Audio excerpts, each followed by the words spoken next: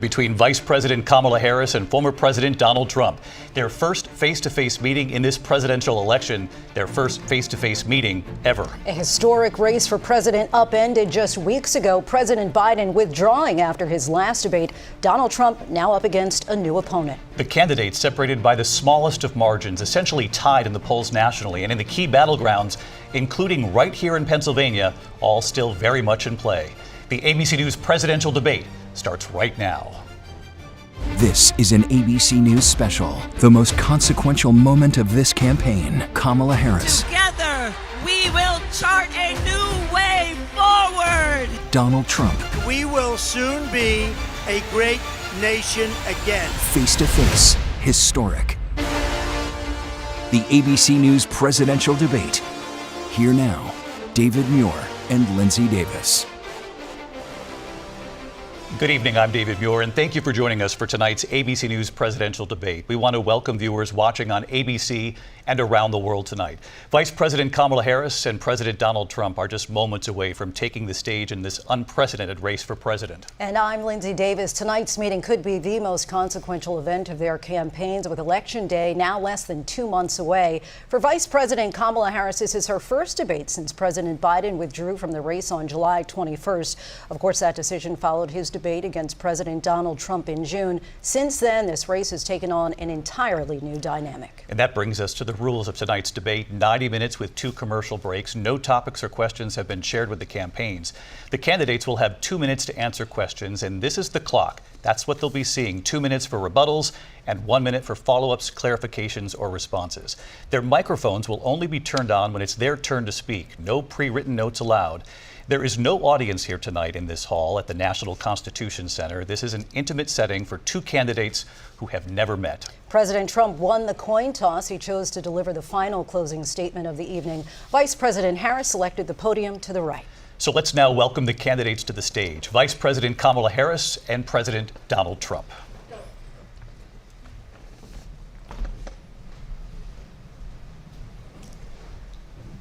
Kamala Harris. Let's have a good debate. Nice to see you. Have fun. Thank you. Welcome to you both. It's wonderful to have you. It's an honor to have you both here tonight. Good evening. We are looking forward to a spirited and thoughtful debate. So let's get started. I want to begin tonight with the issue that voters repeatedly say is their #1 issue, and that is the economy and the cost of living in this country. Vice President Harris, you and President Trump were elected 4 years ago, and your opponent on the stage here tonight often asks his supporters, are you better off than you were 4 years ago? When it comes to the economy, do you believe Americans are better off than they were 4 years ago? So I was raised as a middle-class kid, and I am actually the only person on this stage who has a plan that is about lifting up the middle class and working people of America. I believe in the ambition, the aspirations, the dreams of the American people. And that is why I imagine and have actually a plan to build what I call an opportunity economy. Because here's the thing. We know that we have a shortage of homes and housing, and the cost of housing is too expensive for far too many people. We know that young families need support to raise their children, and I intend on extending a tax cut for those families of $6,000, which is the largest child tax credit that we have given in a long time, so that those young families can afford to buy a crib, buy a car seat, buy clothes for their children.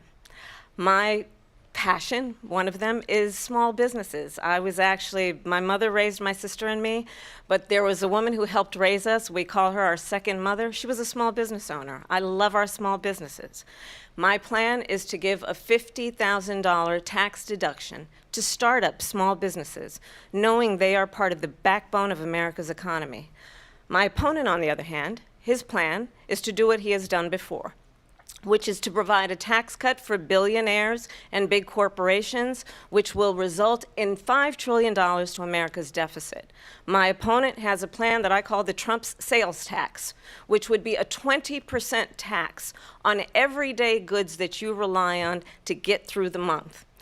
Economists have said that Trump sales tax would actually result for middle-class families in about $4,000 more a year, because of his policies and his ideas about what should be the backs of middle-class people paying for tax cuts for billionaires. President Trump, I'll give you 2 minutes. First of all, I have no sales tax. That's an incorrect statement. She knows that.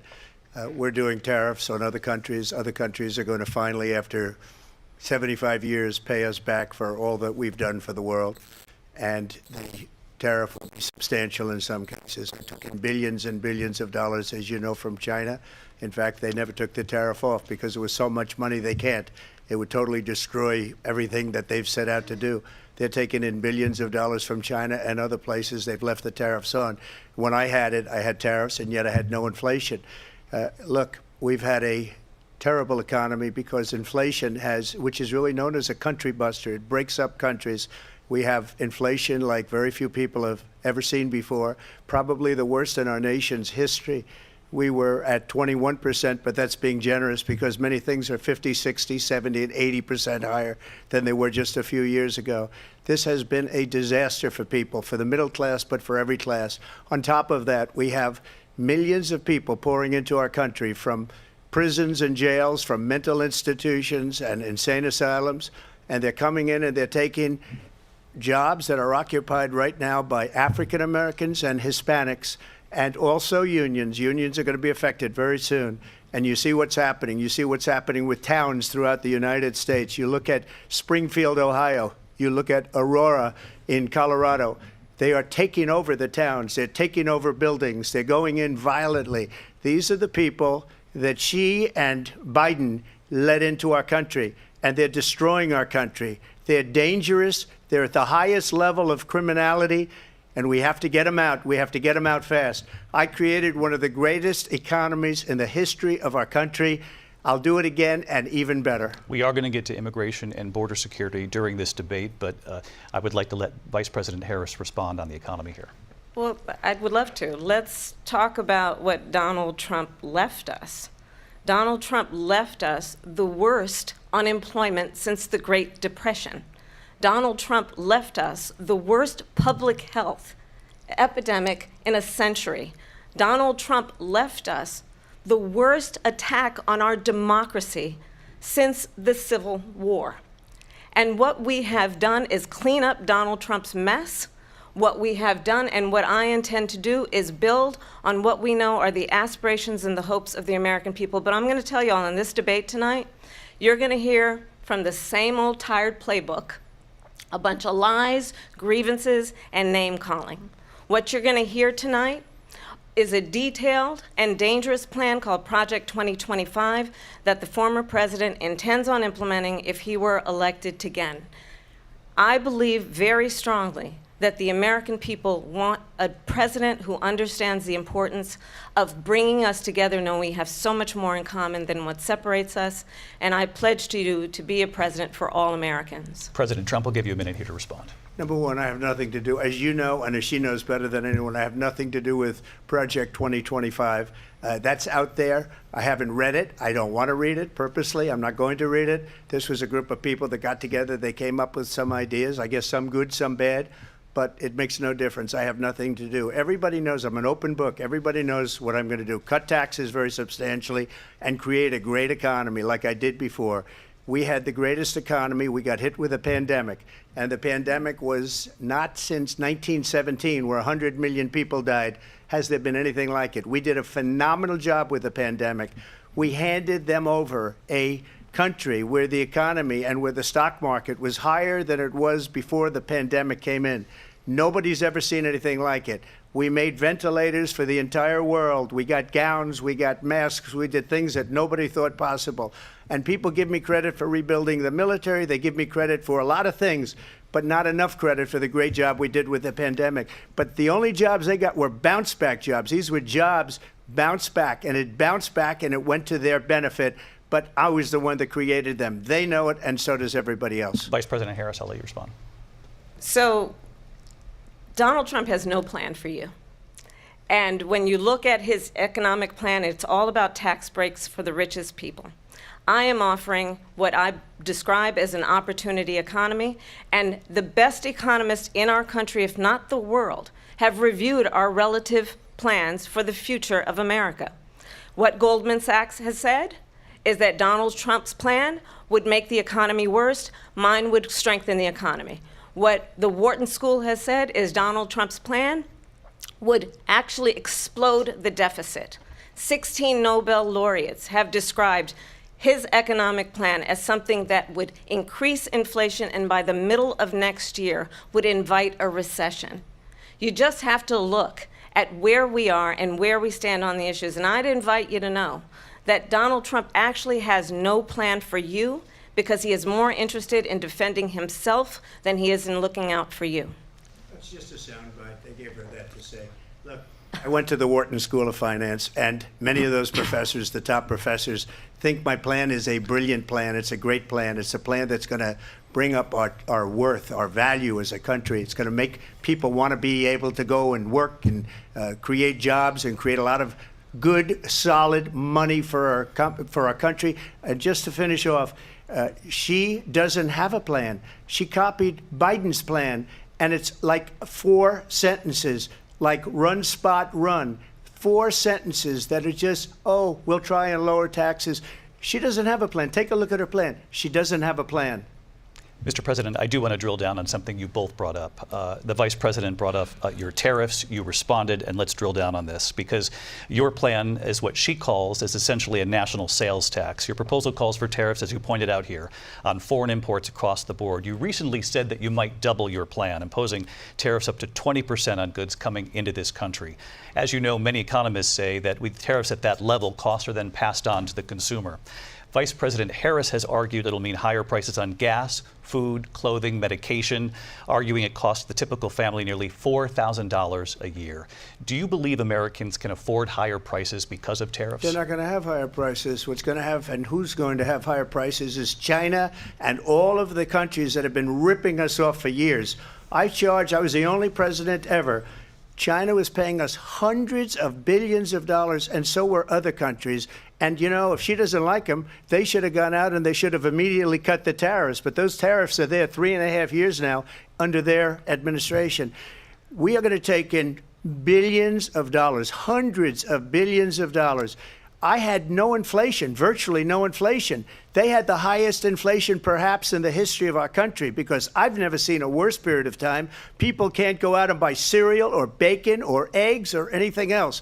The people of our country are absolutely dying with what they've done. They've destroyed the economy. And all you have to do is look at a poll. The polls say 80 and 85 and even 90% that the Trump economy was great, that their economy was terrible. Vice President Harris, I do want to ask for your response, and you heard what the president said there, because the Biden administration did keep a number of the Trump tariffs in place. So how do you respond? Well, let's be clear that the Trump administration resulted in a trade deficit, one of the highest we've ever seen in the history of America.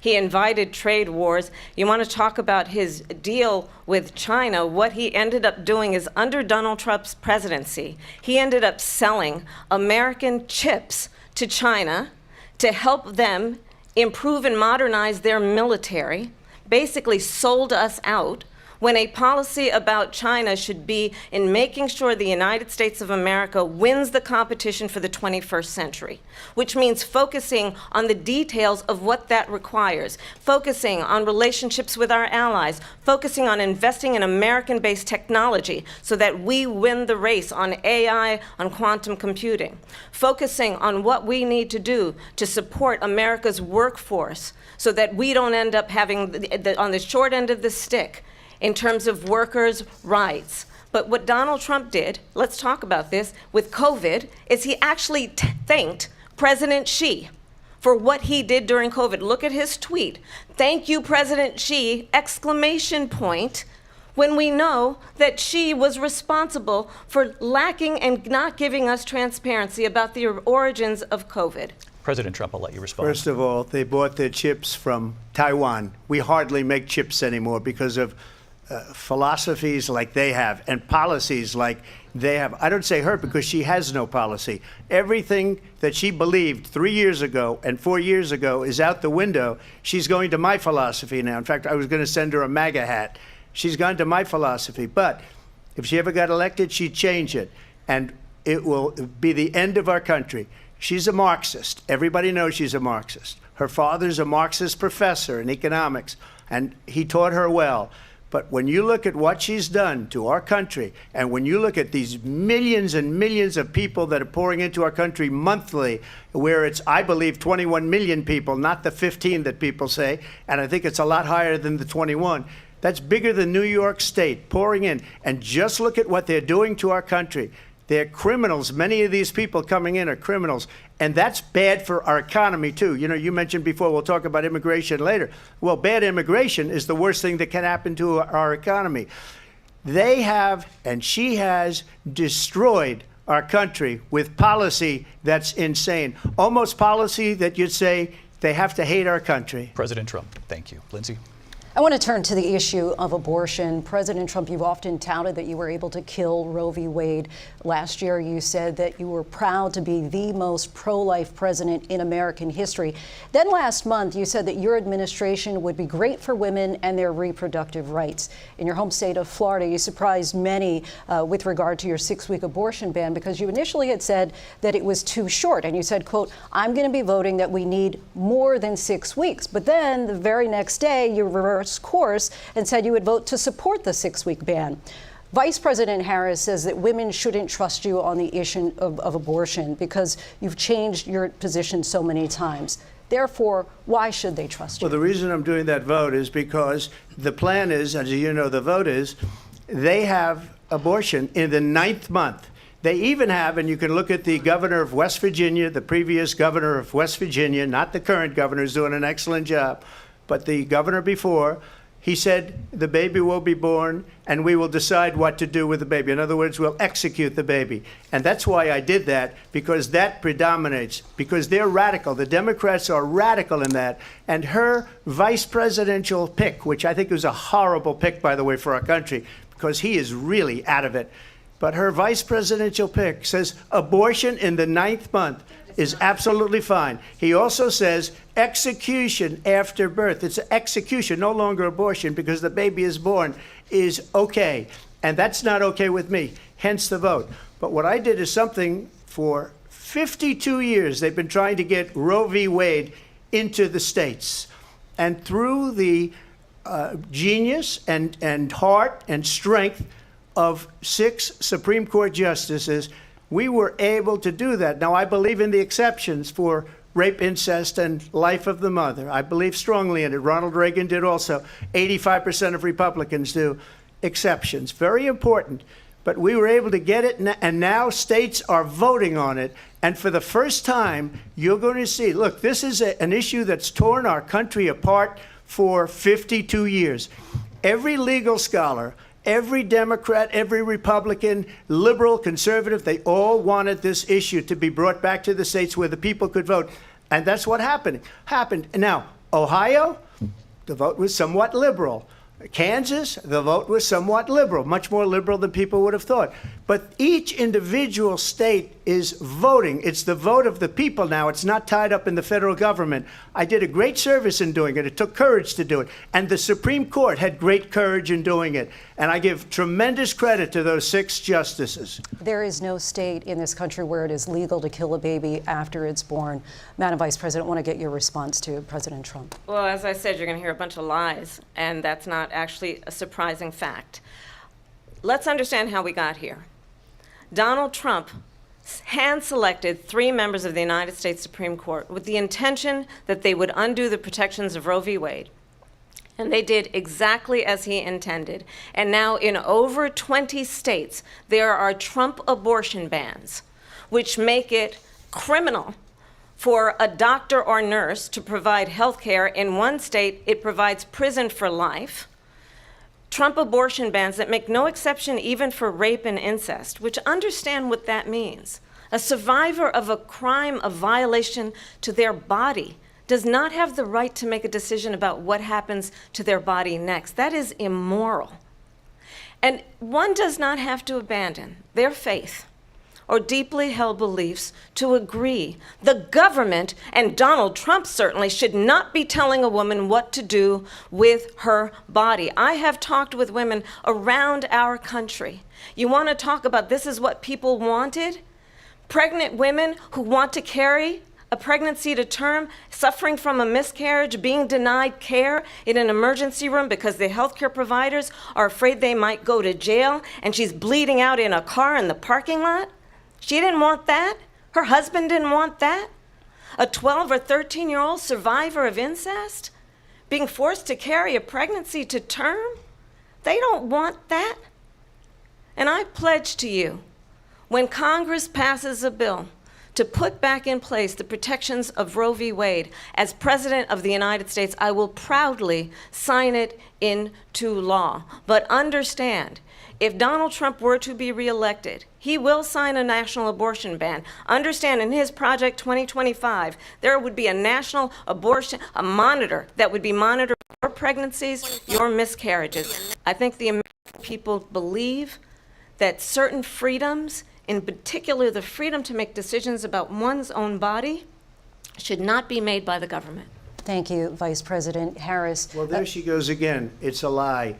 I'm not signing a ban, and there's no reason to sign a ban, because we've gotten what everybody wanted. Democrats, Republicans, and everybody else, and every legal scholar wanted it to be brought back into the states, and the states are voting. And it may take a little time, but for 52 years, this issue has torn our country apart, and they've wanted it back in the states. And I did something that nobody thought was possible. The states are now voting. What she says is an absolute lie.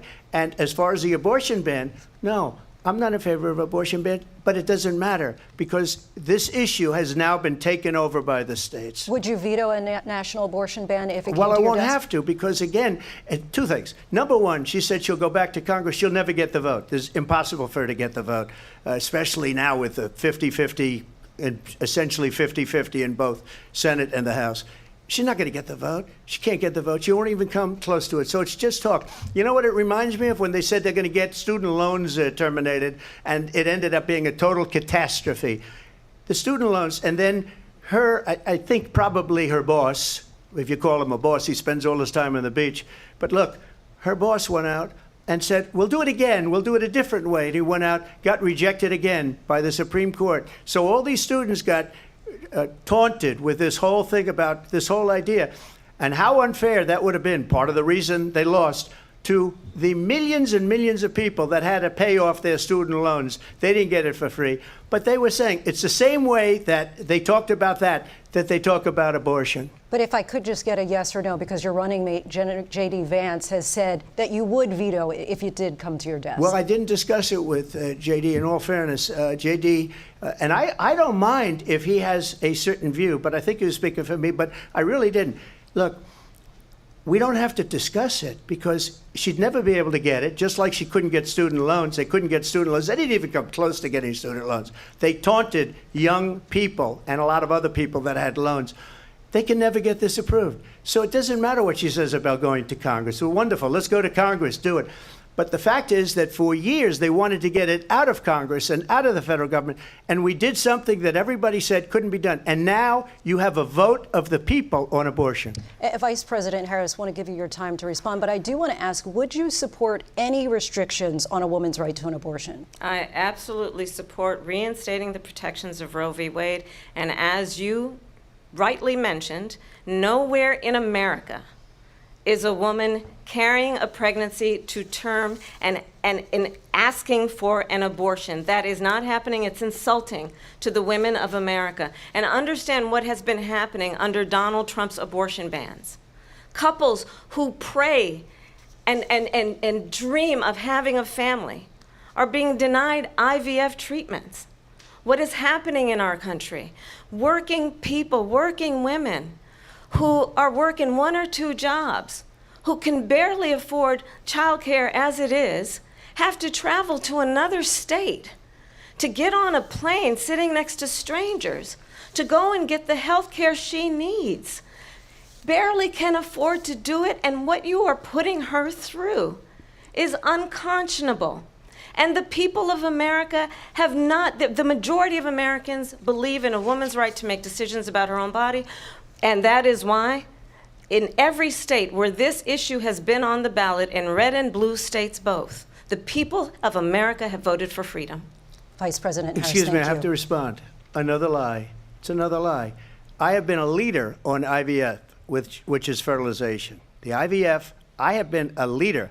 In fact, when they got a very negative decision on IVF from the Alabama courts, I saw the people of Alabama and the legislature 2 days later voted it in. I've been a leader on it. They know that, and everybody else knows it. I have been a leader on fertilization, IVF. And the other thing, you should ask, will she allow abortion in the 8th month, 9th month, 7th month? Come on. Okay, would you do that? Why don't you ask her that question? Why don't you answer That's the problem. question? Would you because veto? Under Roe v. Wade, Answer the question. Would you veto? You could do abortions in the 7th month, the 8th month, the 9th That's month, not true. and probably after birth. Just look at the governor, former governor of Virginia. The governor of Virginia said we put the baby aside and then we determine what we want to do with the baby. President Trump, thank you. We're going to turn now to immigration and border security. We know it's an issue that's important to Republicans, Democrats, voters across the board in this country. Vice President Harris, you were tasked by President Biden with getting to the root causes of migration from Central America. We know that illegal border crossings reached a record high in the Biden administration. This past June, President Biden imposed tough new asylum restrictions. We know the numbers since then have dropped significantly. But my question to you tonight is, why did the administration wait until 6 months before the election to act? And would you have done anything differently from President Biden on this? So I'm the only person on this stage who has prosecuted transnational criminal organizations for the trafficking of guns, drugs, and human beings. And let me say that the United States Congress, including some of the most conservative members of the United States Senate, came up with a border security bill which I supported. And that bill would have put 1,500 more border agents on the border to help those folks who are working there right now overtime trying to do their job. It would have allowed us to stem the flow of fentanyl coming into the United States. I know there are so many families watching tonight who have been personally affected by the surge of fentanyl in our country. That bill would have put more resources to allow us to prosecute transnational criminal organizations for trafficking in guns, drugs, and human beings. But you know what happened to that bill? Donald Trump got on the phone, called up some folks in Congress, and said, kill the bill. And you know why? Because he'd prefer to run on a problem instead of fixing a problem. And understand, this comes at a time where the people of our country actually need a leader who engages in solutions, who actually addresses the problems at hand. But what we have in the former president is someone who would prefer to run on a problem instead of fixing a problem. And I'll tell you something, he's going to talk about immigration a lot tonight, even when it's not the subject that is being raised. And I'm going to actually do something really unusual, and I'm going to invite you to attend one of Donald Trump's rallies, because it's a really interesting thing to watch. You will see during the course of his rallies, he talks about fictional characters like Hannibal Lecter. He will talk about windmills cause cancer. And what you will also notice is that people start leaving his rallies early out of exhaustion and boredom. And I will tell you, the one thing you will not hear him talk about is you. You will not hear him talk about your needs, your dreams, and your desires. And I'll tell you, I believe you deserve a president who actually puts you first, and I pledge to you that I will. Vice President Harris, thank you. President Trump, on that point, I want to get your response. Well, I would like to respond. Let me just ask, though, why did you try to kill that bill, and successfully so, that would have put thousands of additional agents and officers on the border? First, let me respond as to the rallies. She said people start leaving. People don't go to her rallies. There's no reason to go. And the people that do go, she's bussing them in and paying them to be there, and then showing them in a different light. So she can't talk about that. People don't leave my rallies. We have the biggest rallies, the most incredible rallies in the history of politics. That's because people want to take their country back. Our country is being lost. We're a failing nation. And it happened 3.5 years ago. And what's going on here, you're going to end up in World War III, just to go into another subject. What they have done to our country by allowing these millions and millions of people to come into our country, and look at what's happening to the towns all over the United States. And a lot of towns don't want to talk. It's not going to be Aurora or Springfield. A lot of towns don't want to talk about it because they're so embarrassed by it. In Springfield, they're eating the dogs, the people that came in. They're eating the cats. They're eating the pets of the people that live there. And this is what's happening in our country, and it's a shame. As far as rallies are concerned, as far as the reason they go is they like what I say. They want to bring our country back. They want to make America great again. It's a very simple phrase, make America great again. She's destroying this country, and if she becomes president, this country doesn't have a chance of success. Not only success, we'll end up being Venezuela on steroids. I just want to clarify here. You bring up Springfield, Ohio, and ABC News did reach out to the city manager there. He told us there have been no credible reports of specific claims of pets being harmed, injured, or abused by individuals within the immigrant community. Well, I've seen people on television. Let me just say here, this is the people on television say my dog was taken and used for food. So maybe he said that, and maybe that's a good thing to say for a city manager. I'm not taking this from but television. But the people on television saying their manager. Dog was eaten by the people that went there. Again, the Springfield city manager says there's no evidence of that. Vice We'll President find Harris, out. I'll let you respond to the rest of what you've heard. You talk about extreme. This is, I think, one of the reasons why in this election I actually have the endorsement of 200 Republicans who have formerly worked with President Bush, Mitt Romney, and John McCain, including the endorsement of former Vice President Dick Cheney and Congress member Liz Cheney. And if you want to really know the inside track on who the former president is, if he didn't make it clear already, just ask people who have worked with him. His former chief of staff, a 4-star general, has said he has contempt for the Constitution of the United States. His former national security advisor has said he is dangerous and unfit. His former Secretary of Defense has said the nation, the Republic, would never survive another Trump term. And when we listen to this kind of rhetoric, when the issues that affect the American people are not being addressed, I think the choice is clear in this election. President Trump, I'll give you a quick minute to respond here. Thank you, because when I hear that, see, I'm a different kind of a person. I fired most of those people. Not so graciously. They did bad things or a bad job. I fired them. They never fired one person. They didn't fire anybody having to do with Afghanistan and the Taliban and the 13 people who's were just killed, viciously and violently killed. And I got to know the parents and the family. They didn't fire. They should have fired all those generals, all those top people, because that was one of the most incompetently handled situations anybody has ever seen. So when somebody does a bad job, I fire him. And you take a guy like Esper. He was no good. I fired him. So he writes a book. Another one writes a book. Because with me, they can write books. With nobody else can they. But they have done such a poor job, and they never fire anybody. Look at the economy. Look at the inflation. They didn't fire any of their economists. They have the same people. That's a good way not to have books written about you. But just to finish, I got more votes than any Republican in history by far. In fact, I got more votes than any president, sitting president, in history by far. Let me continue on immigration. It was what you wanted to talk about earlier, so let's get back to your deportation proposal that the vice president has reacted to as well. President Trump, you call this the largest domestic deportation operation in the history of our country. You say you would use the National Guard. You say if things get out of control, you'd have no problem using the U.S. military. Police, yes. You also said you would use local police. How would you deport 11 million undocumented immigrants? I know you believe that number is much higher. Take us through this. What does this look like? Will authorities be going door to door in this country? Yeah, it is much higher because of them. They allowed criminals, many, many millions of criminals.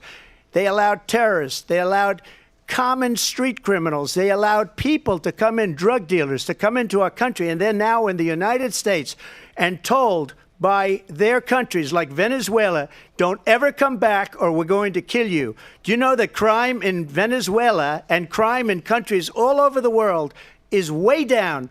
You know why? Because they've taken their criminals off the street and they've given them to her to put into our country.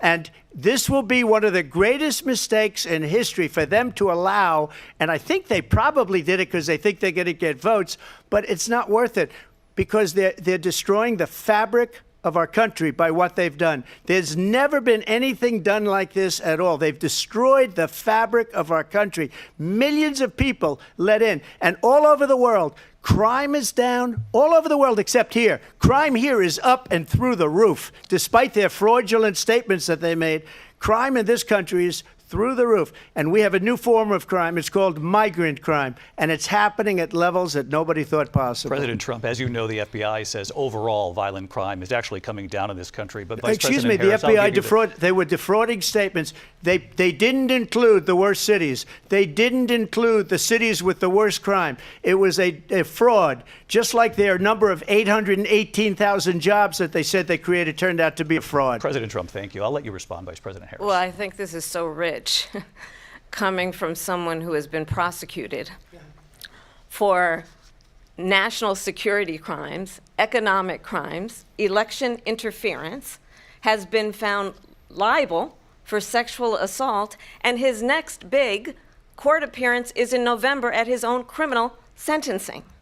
And let's be clear where each person stands on the issue of what is important about respect for the rule of law and respect for law enforcement. The former vice president called for defunding federal law enforcement, 45,000 agents, get this, on the day after he was arraigned on 34 felony counts. So let's talk about what is important in this race. It is important that we move forward, that we turn the page on this same old tired rhetoric and address the needs of the American people, address what we need to do about the housing shortage, which I have a plan for, address what we must do to support our small businesses, address bringing down the price of groceries. But frankly, the American people are exhausted with this same old tired playbook. Vice President Harris, thank you. Excuse me. Every one of those cases was started by them against their political opponent. And I'm winning most of them, and I will win the rest on appeal. And you saw that with the decision that came down just recently from the Supreme Court. I'm winning most of them. But those are cases, it's called weaponization. Never happened in this country. They weaponized the Justice Department. Every one of those cases was involved with the DOJ, from Atlanta and Fani Willis to the Attorney General of New York and the DA in New York. Every one of those cases. And then they say, oh, he's a criminal. They're the ones that made them go after me. By the way, Joe Biden was found essentially guilty on the documents case. And what happened in my documents case? They said, oh, that's the toughest of them all. A complete and total victory. 2 months ago, it was thrown out.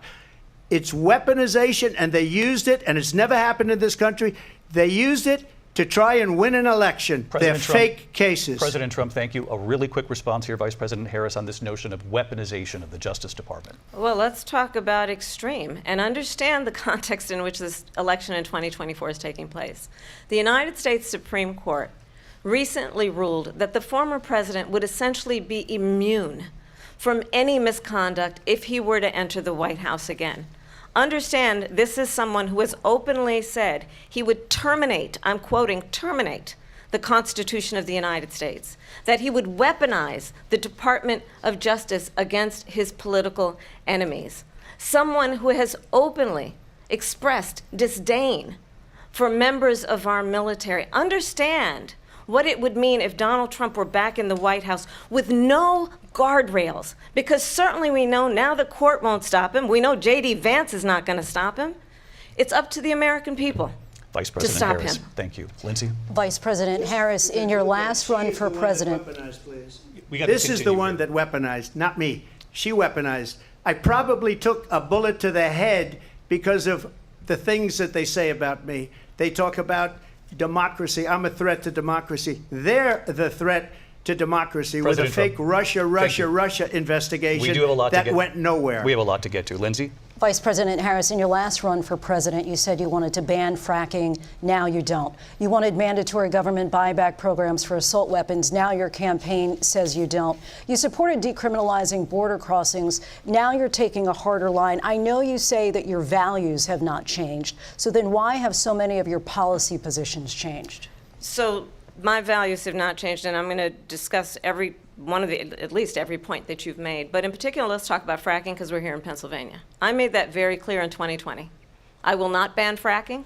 I have not banned fracking as Vice President of the United States. And in fact, I was the tie-breaking vote on the Inflation Reduction Act, which opened new leases for fracking. My position is that we have got to invest in diverse sources of energy so we reduce our reliance on foreign oil. We have had the largest increase in domestic oil production in history because of an approach that recognizes that we cannot over-rely on foreign oil. As it relates to my values, let me tell you, I grew up a middle-class kid raised by a hardworking mother who worked and saved and was able to buy our first home when I was a teenager.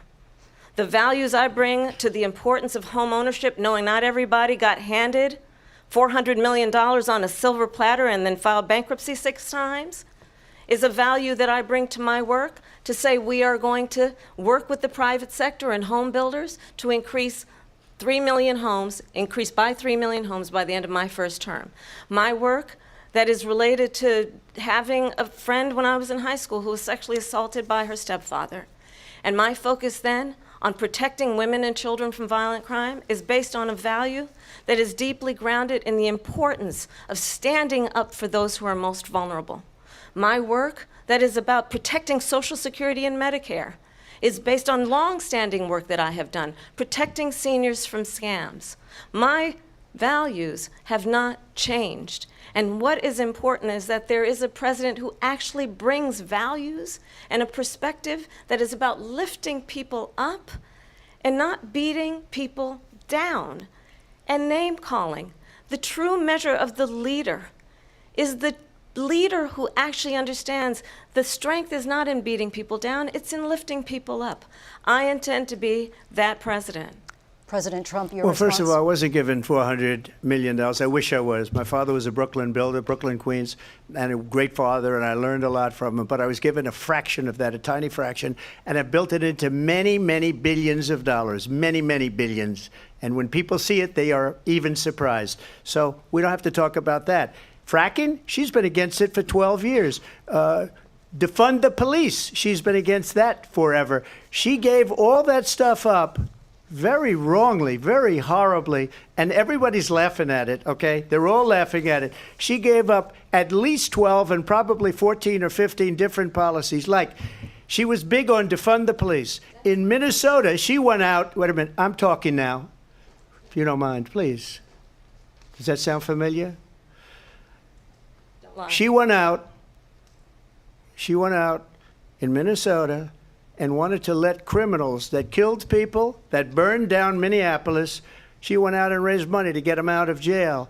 She did things that nobody would ever think of. Now she wants to do transgender operations on illegal aliens that are in prison. This is a radical left liberal that would do this. She wants to confiscate your guns, and she will never allow fracking in Pennsylvania. If she won the election, fracking in Pennsylvania will end on day one. Just to finish, one thing so important in my opinion. So I got the oil business going like nobody has ever done before. When they took over, they got rid of it, started getting rid of it, and the prices were going up the roof. They immediately let these guys go to where they were. I would have been 5 times, 4 times, 5 times higher, because you're talking about 3.5 years ago. They got it up to where I was because they had no choice, because the prices of energy were quadrupling and doubling. You saw what happened to gasoline. So they said, let's go back to Trump. But if she won the election, the day after that election, they'll go back to destroying our country, and oil will be dead, fossil fuel will be dead, we'll go back to windmills, and we'll go back to solar, where they need a whole desert to get some energy to come out of it. You ever see a solar plant? By the way, I'm a big fan of solar, but they take 400, 500 acres of desert soil. Trump, we have a These lot are of not issues good things that we for the have to get environment, to. as We're she out of time. understands. Thank you. Lindsay, thank you. We have an election in just 56 days. And I want to talk about the peaceful transfer of power, which, of course, we all know is a cornerstone of our democracy, and the role of a president in a moment of crisis. Mr. President, on January 6th, you told your supporters to march to the Capitol. You said you would be right there with them.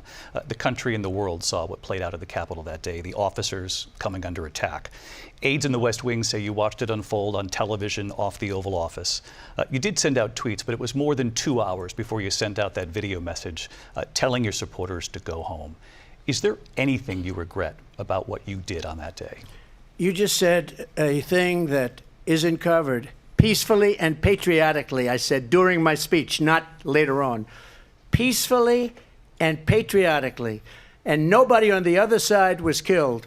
Ashley Babbitt was shot by an out-of-control police officer that should have never, ever shot her. It's a disgrace. But we didn't do this group of people that have been treated so badly. I ask, what about all the people that are pouring into our country and killing people that she allowed to pour in? She was the border czar, remember that. She was the border czar. She doesn't want to be called the border czar because she's embarrassed by the border. In fact, she said at the beginning, oh, I'm surprised you're not talking about the border yet. That's because she knows what a bad job they've done. What about those people? What are they going to be prosecuted? When are these people from countries all over the world, not just South America, they're coming in from all over the world, David, all over the world, and crime rates are down all over the world because of it. But let me just when ask are those, David, when are those people going to be prosecuted? When are the people that burned down Minneapolis going to be prosecuted? Or in Seattle, they went into Seattle, they took over a big percentage of the city of Seattle. When are those people going to be prosecuted? But let me just ask you. You might ask her that question. You were the president. You were watching it unfold on television. It's a very simple question as we move forward toward another election. Is there anything you regret about what you did on that day? Yes or no? I had nothing to do with that other than they asked me to make a speech. I showed up for a speech. I said, I think it's going to be big. I went to Nancy Pelosi and the mayor of Washington, D.C., and the mayor put it back in writing, as you know. I said, you know, this is going to be a very big rally or whatever you want to call it. And again, it wasn't done by me. It was done by others. I said, I'd like to give you 10,000 National Guard or soldiers. They rejected me. Nancy Pelosi rejected me. It was just 2 weeks ago. Her daughter has a tape of her saying she is fully responsible for what happened. They want to get rid of that tape. It would have never happened if Nancy Pelosi and the mayor of Washington did their jobs. I wasn't responsible for security. Nancy Pelosi was responsible. She didn't do her job. The question was about you as president, not about former Speaker Pelosi, but I do want Vice President Harris to respond here. I was at the Capitol on January 6th. I was the vice president-elect. I was also an acting senator. I was there. And on that day, the President of the United States incited a violent mob to attack our nation's capital, to desecrate our nation's capital. On that day, 140 law enforcement officers were injured, and some died. And understand, the former president has been indicted and impeached for exactly that reason. But this is not an isolated situation.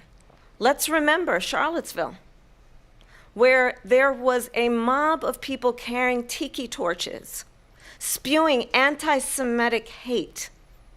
And what did the president then at the time say? There were fine people on each side. Let's remember that when it came to the Proud Boys, a militia, the president said, the former president said, stand back and stand by. So for everyone watching who remembers what January 6th was, I say we don't have to go back. Let's not go back. We're not going back. It's time to turn the page.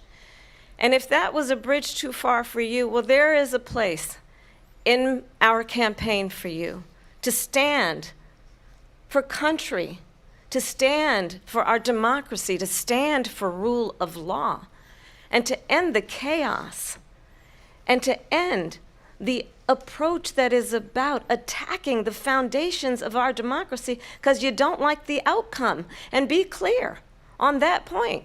Donald Trump, the candidate, has said in this election there will be a bloodbath if this and the outcome of this election is not to his liking.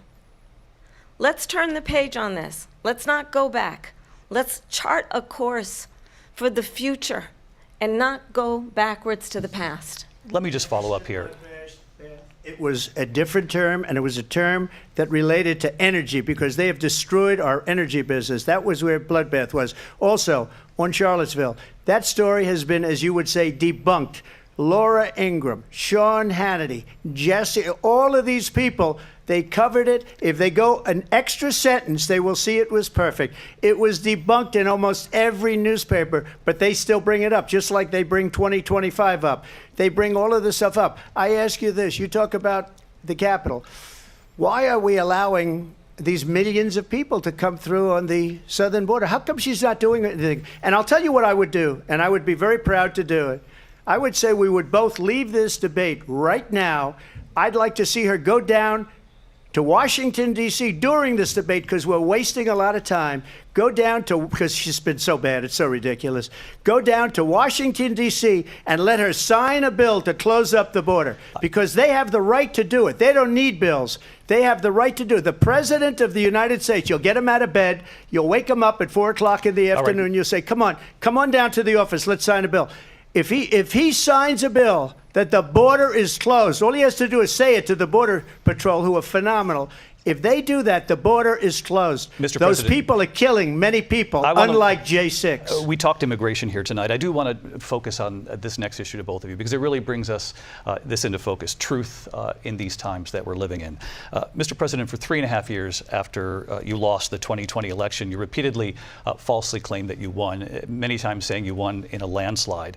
In the past couple of weeks leading up to this debate, you have said, quote, you lost by a whisker, that you, quote, didn't quite make it, that you came up a little bit short. I said that? Are you now acknowledging that you lost in 2020? No, I don't acknowledge that at all. But I you said did that say sarcastically. You know that. It was said, oh, we lost by a whisker. That was said sarcastically. Look, there's so much proof. All you have to do is look at it. And they should have sent it back to the legislatures for approval. I got almost 75 million votes, the most votes any sitting president has ever gotten. I was told if I got 63, which was what I got in 2016, you can't be beaten. The election, people should never be thinking about an election as fraudulent. We need two things. We need walls, and we have to have it. We have to have borders, and we have to have good elections. Our elections are bad. And a lot of these illegal immigrants coming in, they're trying to get them to vote. They can't even speak English. They don't even know what country they're in practically. And these people are trying to get them to vote. And that's why they're allowing them to come into our country. I did watch all of these pieces of video. I didn't detect the sarcasm, lost by a whisker. We didn't quite make it.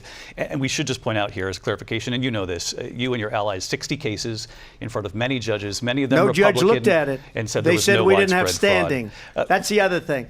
They said we didn't have standing, a technicality. Can you imagine a system where a person in an election doesn't have standing? The President of the United States doesn't have standing. That's how we lost.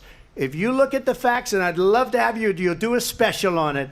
I'll show you Georgia, and I'll show you Wisconsin, and I'll show you Pennsylvania, and I'll show you. We have so many facts and statistics, but you know what? That doesn't matter because we have to solve the problem that we have right now. That's old news.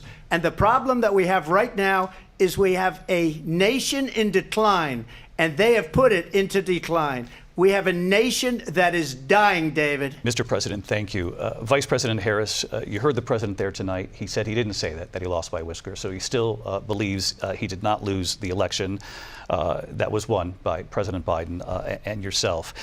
But I do want to ask you about something that's come up in the last couple of days. This was a post from President Trump about this upcoming election just weeks away. He said, when I win, those people who cheated, and then he lists donors, voters, election officials, he says will be prosecuted to the fullest extent of the law, which will include long-term prison sentences. One of your campaign's top lawyers responded saying, we won't let Donald Trump intimidate us. We won't let him suppress the vote. Is that what you believe he's trying to do here? Donald Trump was fired by 81 million people. So let's be clear about that. And clearly he is having a very difficult time processing that.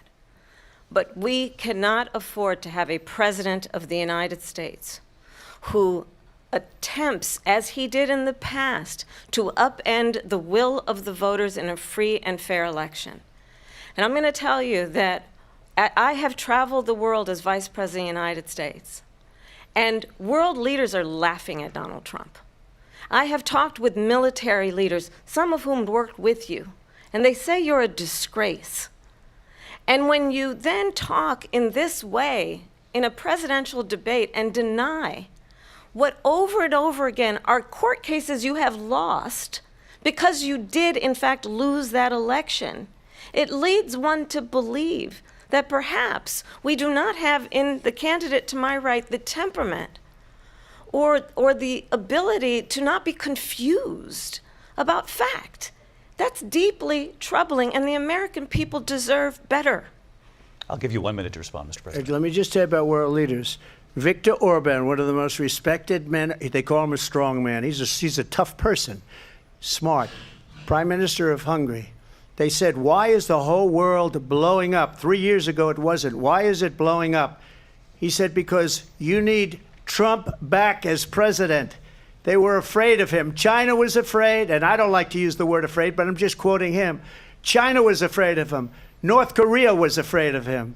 Look at what's going on with North Korea, by the way. He said Russia was afraid of him. I ended the Nord Stream 2 pipeline, and Biden put it back on day one, but he ended the XL pipeline.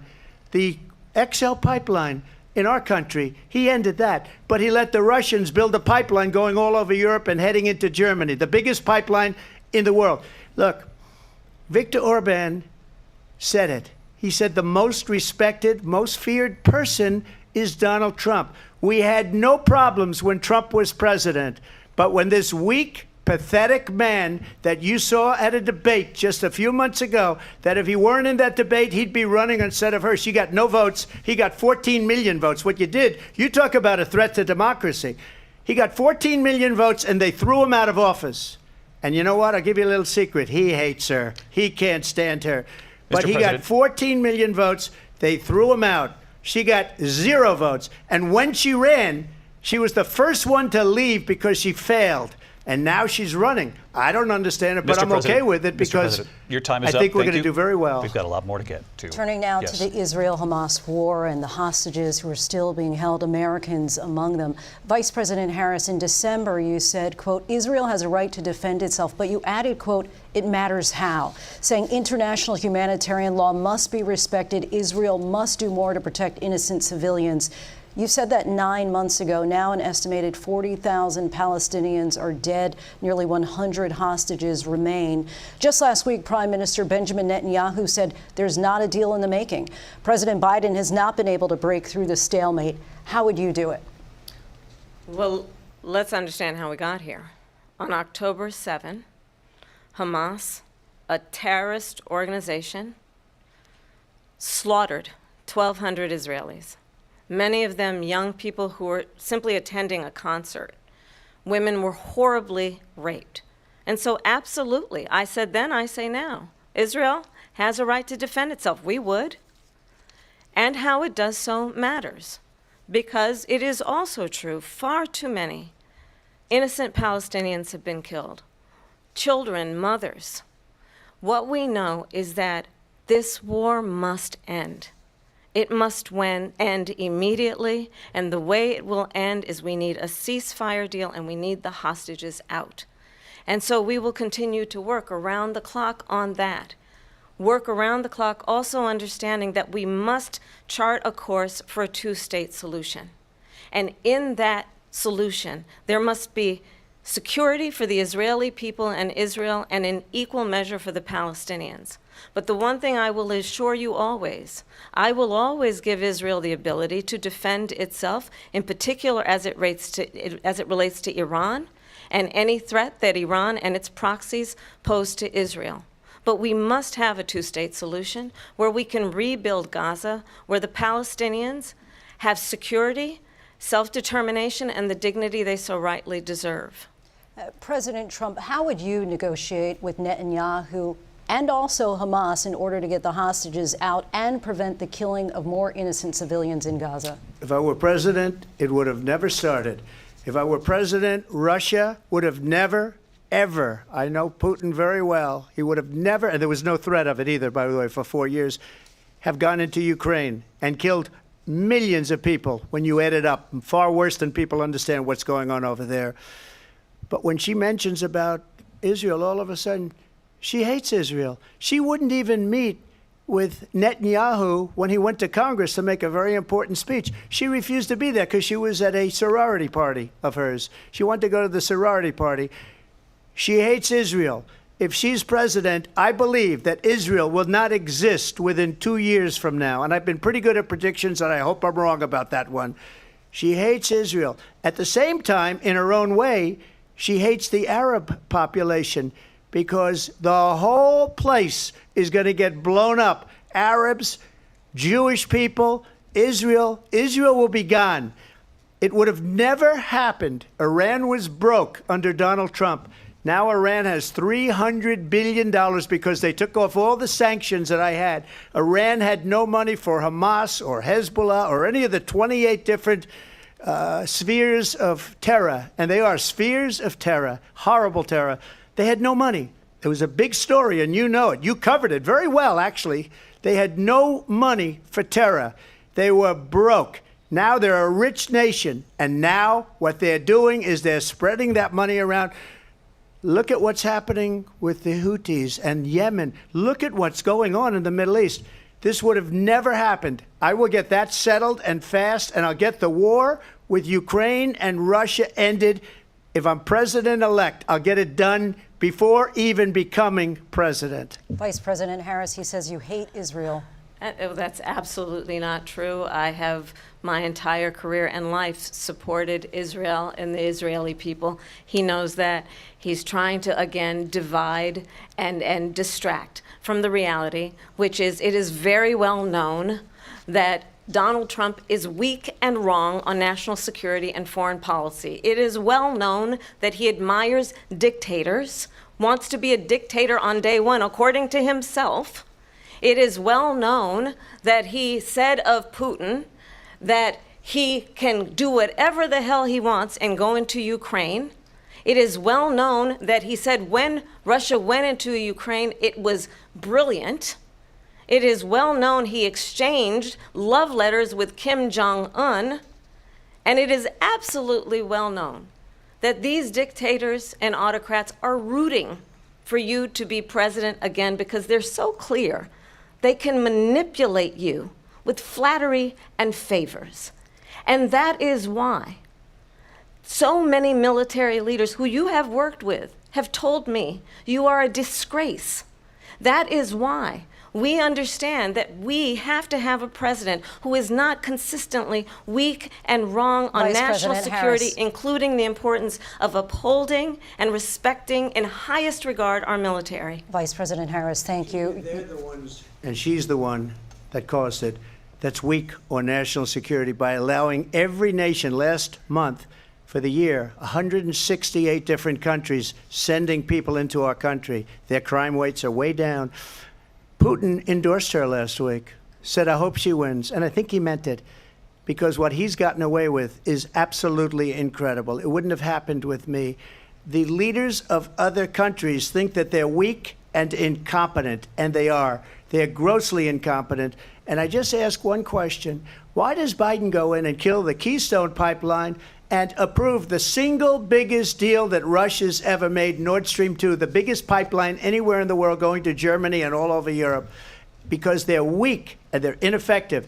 And Biden, by the way, President gets paid Trump, a lot of money. Thank you. We have a lot of issues to get to. We'll be right back with much more of this historic ABC News presidential debate from the National Constitution Center right here in Philadelphia. Back in a moment.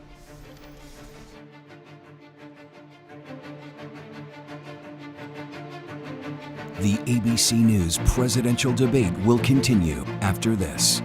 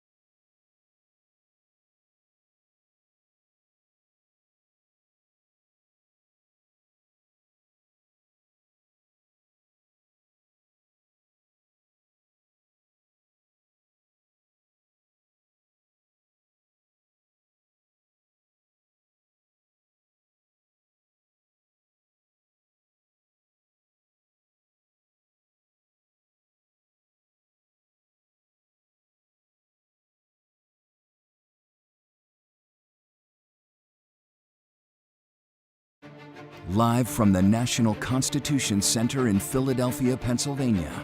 Here again, David Muir and Lindsay Davis.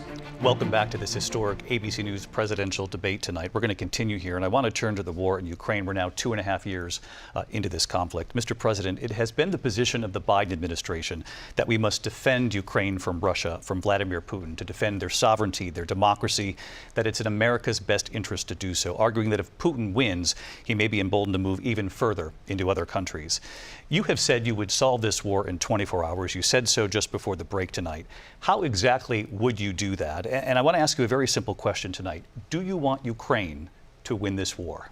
I want the war to stop. I want to save lives that are being uselessly, people being killed by the millions. It's the millions. It's so much worse than the numbers that you're getting, which are fake numbers. Look, we're in for 250 billion or more, because they don't ask Europe, which is a much bigger beneficiary to getting this thing done than we are. They're in for $150 billion less because Biden and you don't have the courage to ask Europe like I did with NATO. They paid billions and billions, hundreds of billions of dollars when I said, either you pay up or we're not going to protect you anymore. So that's maybe one of the reasons they don't like me as much as they like weak people. But you take a look at what's happening. We're in for 250 to 275 billion. They're into 100 to 150. They should be forced to equalize. With that being said, I want to get the war settled. I know Zelensky very well, and I know Putin very well. I have a good relationship, and they respect your president, okay? They respect me. They don't respect Biden. How would you respect him? Why? For what reason? He hasn't even made a phone call in 2 years to Putin, hasn't spoken to anybody. They don't even try and get it. That is a war that's dying to be settled. I will get it settled before I even become president. If I win, when I'm president-elect, and what I'll do is I'll speak to one, I'll speak to the other, I'll get them together. That war would have never happened. And in fact, when I saw Putin after I left, unfortunately left because our country has gone to hell. But after I left, when I saw him building up soldiers, he did it after I left, I said, oh, he must be negotiating. It must be a good, strong point of negotiation. Well, it wasn't, because Biden had no idea how to talk to him. He had no idea how to stop it. And now you have millions of people dead, and it's only getting worse, and it could lead to World War III. Don't kid yourself, David. We're playing with World War III, and we have a president that we don't even know if he's... Where is our president? We don't even know if he's a president. And just to clarify they here... They threw him out of a campaign like a dog. We don't even know. Is he our president? But we have a president, Mr. President, that doesn't know he's alive. Your time is up. Just to clarify in the question, do you believe it's in the U.S. best interest for Ukraine to win this war, yes or no? I think it's the U.S. best interest to get this war finished and just get it done. All right. Negotiate a deal, because we have to stop all of these human lives from being destroyed. I want to take this to Vice President Harris. I want to get your thoughts on support for Ukraine in this moment, but also, as Commander-in-Chief, if elected, how would you deal with Vladimir Putin, and would it be any different from what we're seeing from President Biden? Well, first of all, it's important to remind the former president, you're not running against Joe Biden, you're running against me. I believe the reason that Donald Trump says that this war would be over within 24 hours is because he would just give it up. And that's not who we are as Americans. Let's understand what happened here. I actually met with Zelensky a few days before Russia invaded, tried through force to change territorial boundaries, to defy one of the most important international rules and norms, which is the importance of sovereignty and territorial integrity. And I met with President Zelensky. I shared with him American intelligence about how he could defend himself. Days later, I went to NATO's eastern flank, to Poland and Romania. And through the work that I and others did, we brought 50 countries together to support Ukraine in its righteous defense. And because of our support, because of the air defense, the ammunition, the artillery, the javelins, the Abrams tanks that we have provided, Ukraine stands as an independent and free country. If Donald Trump were president, Putin would be sitting in Kyiv right now. And understand what that would mean, because Putin's agenda is not just about Ukraine. Understand why the European allies and our NATO allies are so thankful that you are no longer president and that we understand the importance of the greatest military alliance the world has ever known, which is NATO, and what we have done to preserve the ability of Zelensky and the Ukrainians to fight for their independence. Otherwise, Putin would be sitting in Kyiv with his eyes on the rest of Europe, starting with Poland. And why don't you tell the 800,000 Polish Americans right here in Pennsylvania how quickly you would give up for the sake of favor and what you think is a friendship with what is known to be a dictator who would eat you for lunch. Vice President Harris, thank you. We've heard from both of you on Ukraine tonight. Afghanistan came up in the last hour.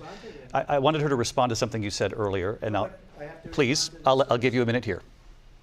Putin would be sitting in Moscow, and he wouldn't have lost 300,000 men and women, but he would have been sitting in Moscow. Quiet, please. He would have been sitting in Moscow, much happier than he is right now. But eventually, you know, he's got a thing that other people don't have. He's got nuclear weapons. They don't ever talk about that. He's got nuclear weapons. Nobody ever thinks about that. And eventually, maybe he'll use them, and maybe he hasn't been that threatening, but he does have that. Something we don't even like to talk about. Nobody likes to talk about it. But just so you understand, they sent her to negotiate peace before this war started. 3 days later, he went in and he started the war because everything they said was weak and stupid. They said the wrong things. That war should have never started. She was the emissary. They sent her in to negotiate with Zelensky and Putin, and she did. And the war started 3 days later. And that's the kind of talent we have with her. She's worse than Biden. In my opinion, I think he's the worst president in the history of our country. She goes down as the worst vice president in the history of our country. But let me tell you something. She is a horrible negotiator.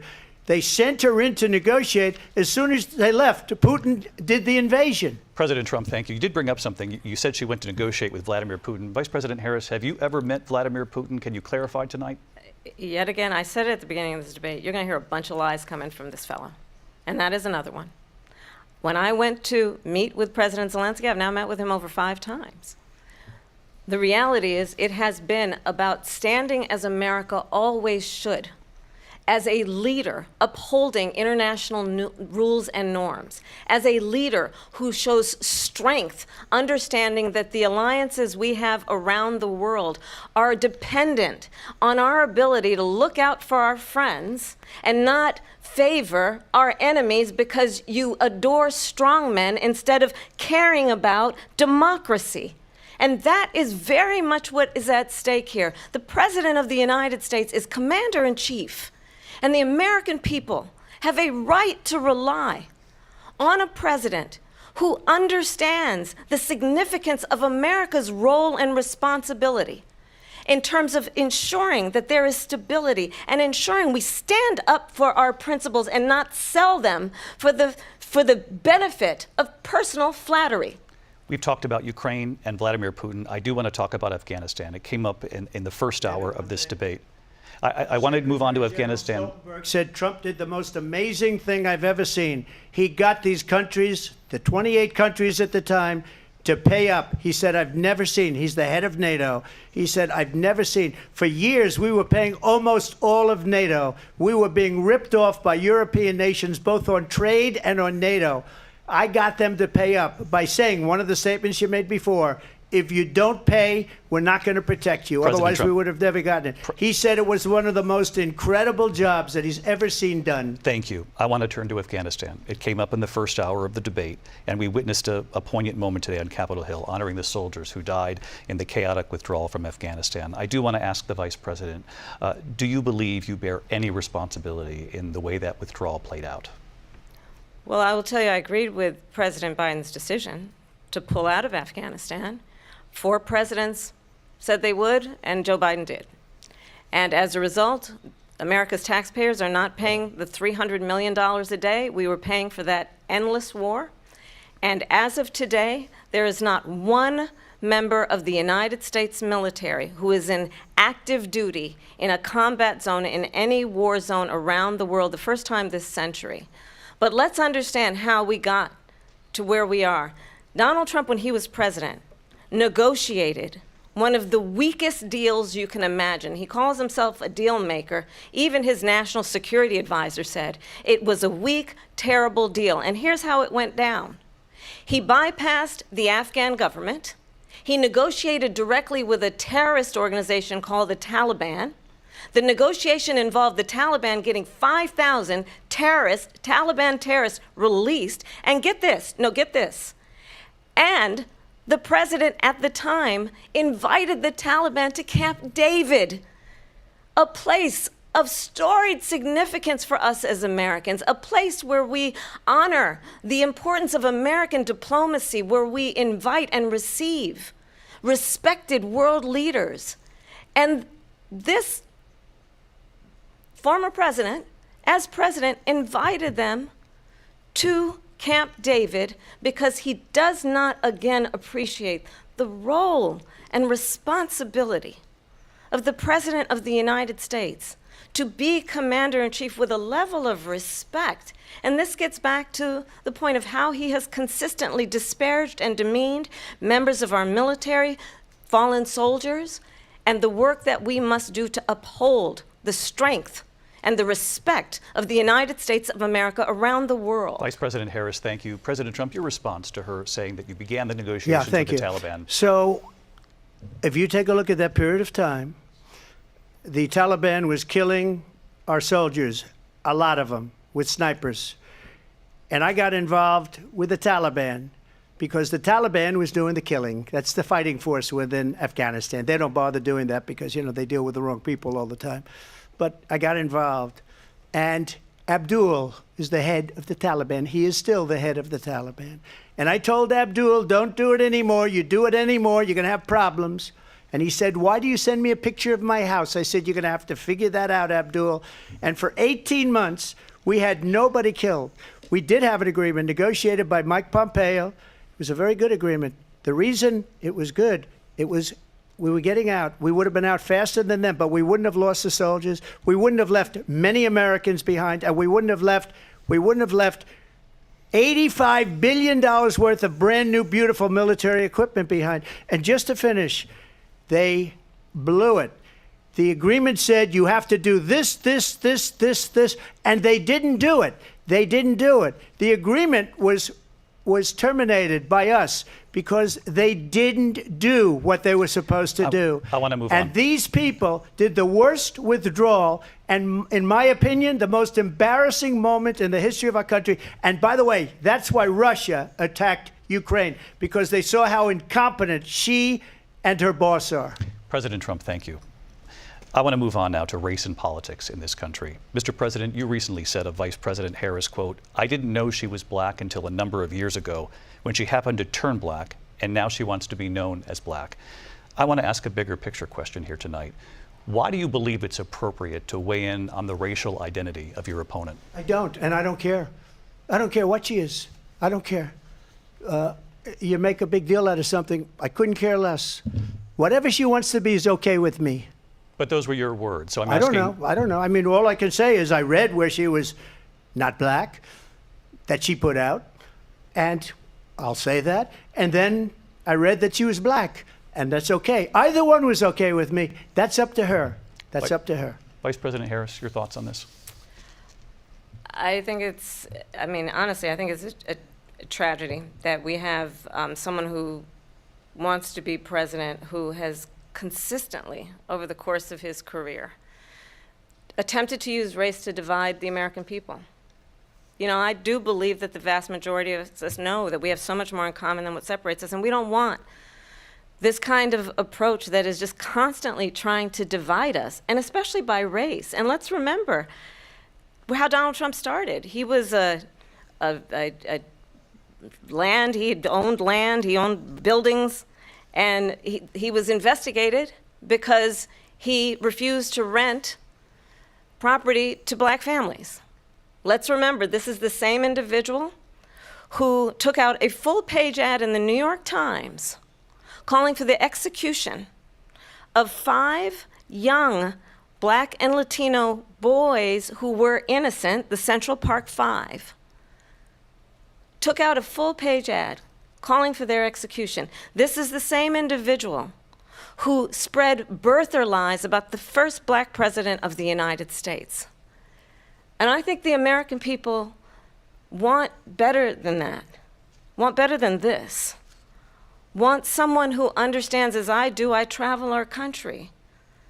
We see in each other a friend. We see in each other a neighbor. We don't want a leader who is constantly trying to have Americans point their fingers at each other. I meet with people all the time who tell me, can we please just have discourse about how we're going to invest in the aspirations and the ambitions and the dreams of the American people? Knowing that regardless of people's color or the language their grandmother speaks, we all have the same dreams and aspirations and want a president who invests in those, not in hate and division. Vice President Harris, thank you. Lindsay? President Trump, this is now your third time. This is the most divisive presidency in the history of our country. There's never been anything like it. They're destroying our country, and they come up with things like what she just said.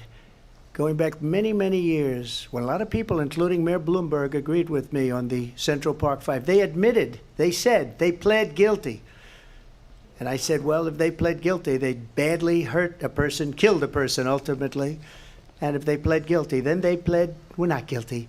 But this is a person that has to stretch back years, 40, 50 years ago, because there's nothing now. I built one of the greatest economies in the history of the world, and I'm going to build it again. It's going to be bigger, better, and stronger. But they're destroying our economy. They have no idea what a good economy is.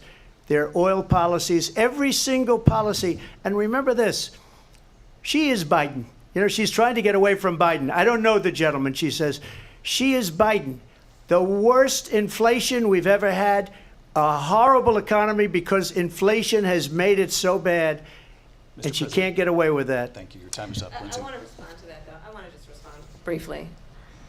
Clearly, I am not Joe Biden, and I am certainly not Donald Trump. And what I do offer is a new generation of leadership for our country, one who believes in what is possible, one who brings a sense of optimism about what we can do instead of always disparaging the American people. I believe in what we can do to strengthen our small businesses, which is why I have a plan. Let's talk about our plans and let's compare the plans. I have a plan to give startup businesses $50,000 tax deduction, to pursue their ambitions, their innovation, their ideas, their hard work. I have a plan, $6,000 for young families for the first year of your child's life, to help you in that most critical stage of your child's development. I have a plan that is about allowing people to be able to pursue what has been fleeting in terms of the American dream by offering a help with down payment of $25,000 down payment assistance for first-time home buyers. That's the kind of conversation, I believe, David, that people really want tonight, as opposed to a conversation that is constantly about belittling and name-calling. Let's turn the page Vice President and move Harris, forward. Thank you. Let's turn to policy. President Let's Trump, turn we back to have policy. to move on. President Trump, Let's turn to policy, please. She has a plan to defund the police. She has a plan to confiscate everybody's gun. President Trump, she we has do a have to plan move to on to not other allow issues. fracking in Pennsylvania or anywhere else. Okay. Thank That's you, Mr. what her President. plan is until just recently. I just need Lindsay, to go ahead. respond President because Trump, no, the President former Trump, president has said no, I'm something sorry. twice that I need to No, respond to. I'm sorry. We're I just going need to move on, respond Vice one President time Harris. to what he President has said Trump, this multiple is times. now your Yes. third time running for president. You have long vowed to repeal and replace the Affordable Care Act, also known as Obamacare. You have failed to accomplish that. You now say you're going to keep Obamacare, quote, unless we can do something much better. Correct. Last month, you said, quote, we're working on it. So tonight, 9 years after you first started running, do you have a plan, and can you tell us what it is? Obamacare was lousy health care, always was. It's not very good today. And what I said, that if we come up with something, and we are working on things, we're going to do it and we're going to replace it. But remember this, I inherited Obamacare because Democrats wouldn't change it. They wouldn't vote for it. They were unanimous. They wouldn't vote to change it. If they would have done that, we would have had a much better plan than Obamacare. But the Democrats came up. They wouldn't vote for it. I had a choice to make when I was president. Do I save it and make it as good as it can be, never going to be great, or do I let it rot? And I felt I had an obligation, even though politically it would have been good to just let it rot and let it go away. I decided, and I told my people, the top people, and they're very good people. I have a lot of good people in that administration. We read about the bad ones. We had some real bad ones too, and so do they. They have really bad ones. The difference is they don't get rid of them. But let me just explain. I had a choice to make. Do I save it and make it as good as it can be, or do I let it rot? And I saved it. I did the right thing. But it's still never going to be great, and it's too expensive for people. And what we will do is we're looking at different plans. If we can come up with a plan that's going to cost our people, our population, less money and be better health care than Obamacare, then I would absolutely do it. But until then, I'd run it as good as it can be run. So just a yes or no, you still do not have a plan? I have concepts of a plan. I'm not president right now. But if we come up with something, I would only change it if we come up with something that's better and less expensive. And there are concepts and options we have to do that. And you'll be hearing about it in the not too distant future. Vice President Harris, in 2017, you supported Bernie Sanders' proposal to do away with private insurance and create a government-run healthcare system. 2 years later, you proposed a plan that included a private insurance option. What is your plan today? Well, first of all, I absolutely support, and over the last 4 years as vice president, private health care options. But what we need to do is maintain and grow the Affordable Care Act. But I'll get to that, Lindsay. I just need to respond to a previous point that the former president has made. I've made very clear my position on fracking. And then this business about taking everyone's guns away. Tim Walz and I are both gun owners. We're not taking anybody's guns away. So stop with the continuous lying about this stuff. As it relates to the Affordable Care Act, understand, just look at the history to know where people stand.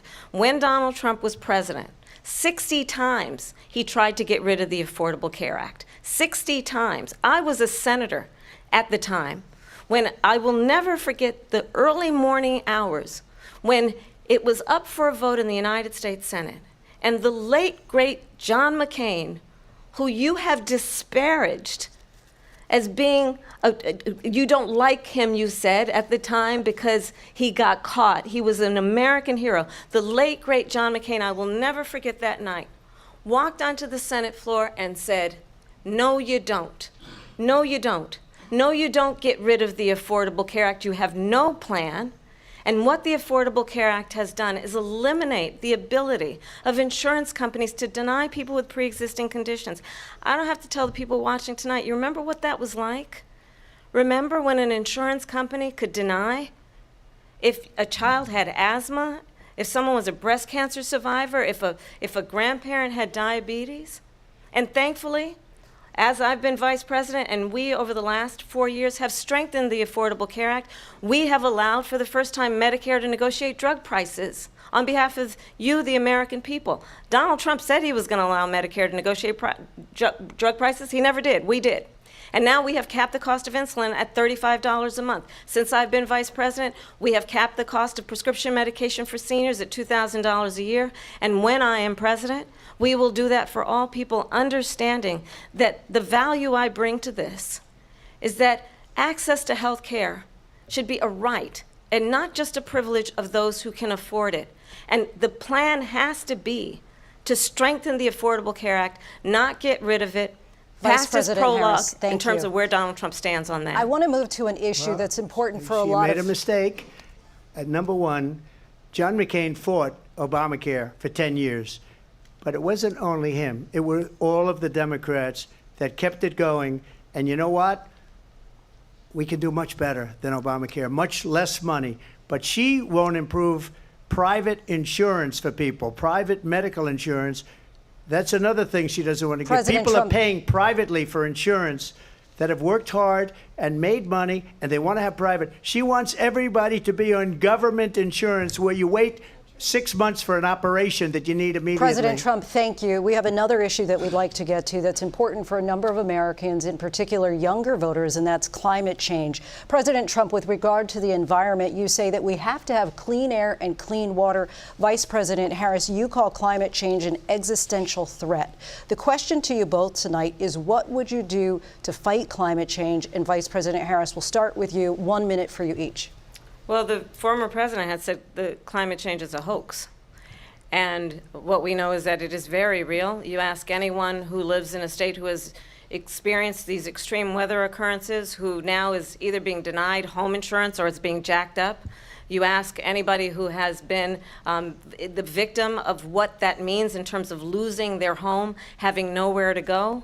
We know that we can actually deal with this issue. The young people of America care deeply about this issue.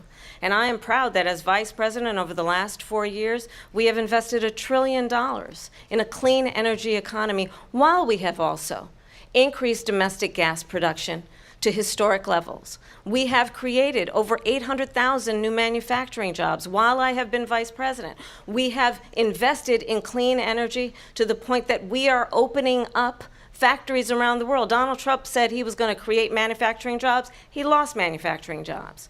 And I'm also proud to have the endorsement of the United Auto Workers and Sean Fain, who also know that part of building a clean energy economy includes investing in American-made products, American automobiles. It includes growing what we can do around American manufacturing and opening up auto plants, not closing them like happened under Donald Trump. Vice President Harris, thank you. That didn't happen under Donald Trump. Let me just tell you, they lost 10,000 manufacturing jobs this last month. It's going, they're all leaving.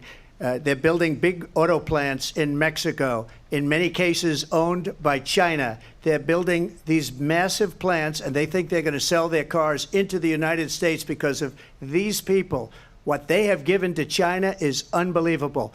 But we're not going to let that. We'll put tariffs on those cars so they can't come into our country, because they will kill the United Auto Workers and any auto worker, whether it's in Detroit or South Carolina or any other place.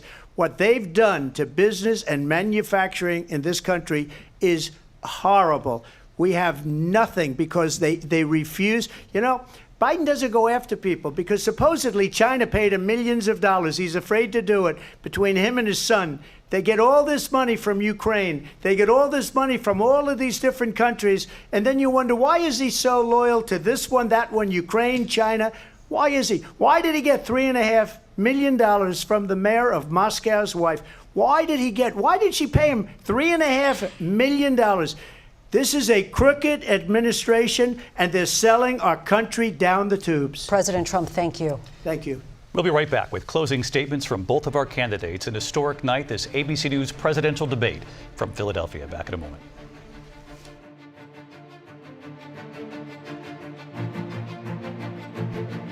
The ABC News presidential debate will continue after this.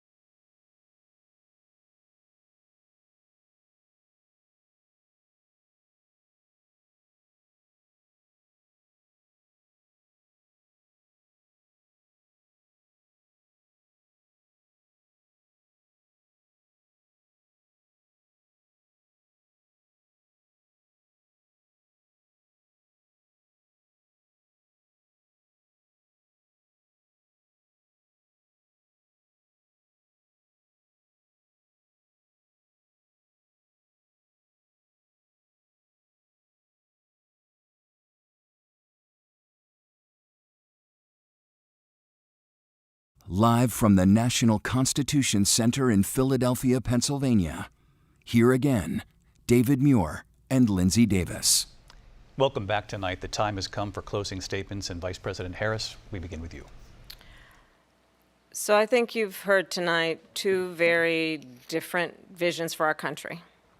One that is focused on the future, and the other that is focused on the past, and an attempt to take us backward. But we're not going back. And I do believe that the American people know we all have so much more in common than what separates us, and we can chart a new way forward. And a vision of that includes having a plan, understanding the aspirations, the dreams, the hopes, the ambition of the American people, which is why I intend to create an opportunity economy, investing in small businesses, in new families, in what we can do around protecting seniors, what we can do that is about giving hardworking folks a break and bringing down the cost of living. I believe in what we can do together that is about sustaining America's standing in the world and ensuring that we have the respect that we so rightly deserve, including respecting our military and ensuring we have the most lethal fighting force in the world. I will be a president that will protect our fundamental rights and freedoms, including the right of a woman to make decisions about her own body and not have her government tell her what to do. I'll tell you, I started my career as a prosecutor. I was a DA, I was an attorney general, a United States senator, and now vice president. I've only had one client, the people. And I'll tell you, as a prosecutor, I never asked a victim or a witness, are you a Republican or a Democrat? The only thing I ever asked them, are you okay? And that's the kind of president we need right now. Someone who cares about you and is not putting themselves first. I intend to be a president for all Americans and focus on what we can do over the next 10 and 20 years to build back up our country by investing right now in you, the American people. Vice President Harris, thank you. President Trump? So she just started by saying she's going to do this, she's going to do that, she's going to do all these wonderful things. Why hasn't she done it? She's been there for 3.5 years. They've had 3.5 years to fix the border. They've had 3.5 years to create jobs and all the things we talked about. Why hasn't she done it? She should leave right now, go down to that beautiful White House, go to the Capitol, get everyone together and do the things you want to do, but you haven't done it, and you won't do it because you believe in things that the American people don't believe in. You believe in things like we're not going to frack. We're not going to take fossil fuel. We're not going to do things that are going to make this country strong, whether you like it or not. Germany tried that, and within 1 year, they were back to building normal energy plants. We're not ready for it. We can't sacrifice our country for the sake of bad vision. But I just ask one simple question. Why didn't she do it? We're a failing nation. We're a nation that's in serious decline. We're being laughed at all over the world. All over the world, they're laughed. I know the leaders very well. They're coming to see me. They call me. We're laughed at all over the world. They don't understand what happened to us as a nation. We're not a leader. We don't have any idea what's going on. We have wars going on in the Middle East. We have wars going on with Russia and Ukraine. We're going to end up in a third world war, and it'll be a war like no other because of nuclear weapons, the power of weaponry. I rebuilt our entire military. She gave a lot of it away to the Taliban. She gave it to Afghanistan. What these people have done to our country, and maybe toughest of all, is allowing millions of people to come into our country. Many of them are criminals, and they're destroying our country. The worst president, the worst vice president in the history of our country. President Trump, thank you. And that is our ABC News presidential debate from here in Philadelphia at the National Constitution Center. I'm Lindsay Davis. And I'm David Muir. Thank you for watching here in the U.S. and all over the world, and from all of us here at ABC News. Good night. Thank you. Thank you.